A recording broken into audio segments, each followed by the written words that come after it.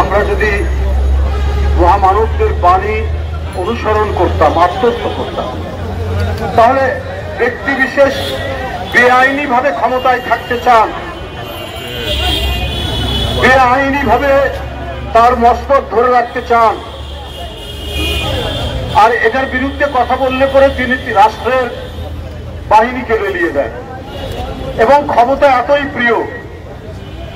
মহামানবরা যেখানে সম্প্রীতির কথা বলেছেন, সহাবস্থানের কথা বলেছেন, সহিষ্ণুতার কথা বলেছেন, সেখানে পৃথিবীর দেশে দেশে এই সমস্ত এক নায়করা, ফ্যাসিস্টরা, তারা শিশুদের রক্ত, মুগ্ধ একজন শিশু বলা যায়, একবারে কিশোর, আবু সাইদ অনার্স 3rd ইয়ারে পড়ে, আহনাফ ইন্টারমিডিয়েটে পড়ে, চট্টগ্রামের কি নাম যেন ওয়াসিম আকরাম ইউনিভার্সিটি 1st ইয়ারের ছাত্র, কিশোর শিশু। সারা বাংলাদেশে 1,500-এর মতো এই বাচ্চা শিশু কিশোরদের রক্ত ঝরিয়েও ক্ষমতায় থাকতে চান শেখ হাসিনা। তাহলে উনি উনার চামচারা বলে বেড়াতো উনি নাকি তাহাজ্জুদের নামাজ পড়তেন, যে নিজেও বলেছে তাহাজ্জুদের নামাজ পড়তেন। আর আপনি যদি তাহাজ্জুদের নামাজ পড়তেন পড়েন, আপনি রসুলের একটা বাণী যদি আপনি আত্মস্থ করতেন, আপনি গৌতম বুদ্ধের একটা বাণী যদি আপনি মনে মুখস্থ রাখতেন, যীশু খ্রিস্টের একটা বাণী যদি মুখস্থ রাখতেন, তাহলে আপনার কোনোদিন একটা শিশুকে হত্যা করার মতো মনোভাব আপনার হতো না, অভিপ্রায় আপনার হতো না।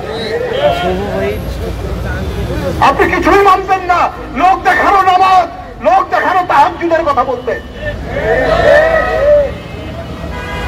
এটাকে ইসলামের পরিভাষায় বলা হয় মুনাফিকি। এই মুনাফিকি করে রাজনীতি করতে চান, করেছেন। আপনারা জানেন, অথচ এই দেশেই আরেকজন নেত্রী উনি বলেছেন যে এরশাদ জোর করে ক্ষমতা নিয়েছে, আমি নির্বাচন করব না তার অধীনে, উনি করেননি। এই যে পার্থক্য, এটা জনগণ সবসময় দেখেছে এবং তার প্রতি তাদের অঢেল শ্রদ্ধা তারা দেখিয়েছে। কত কথা বলেছে, উনি চিকিৎসার জন্য লন্ডনে গেছেন 2017 সালে, ওবায়দুল কাদের বলেছে উনি ফিরবেন। আওয়ামী লীগের নেতারা বলেছে দেশনেত্রী বেগম খালেদা জিয়া ফিরবেন না, উনি 3 মাস পর ঠিকই ফিরে এসেছেন। উনি দেশের মাটি আর মানুষ ছাড়া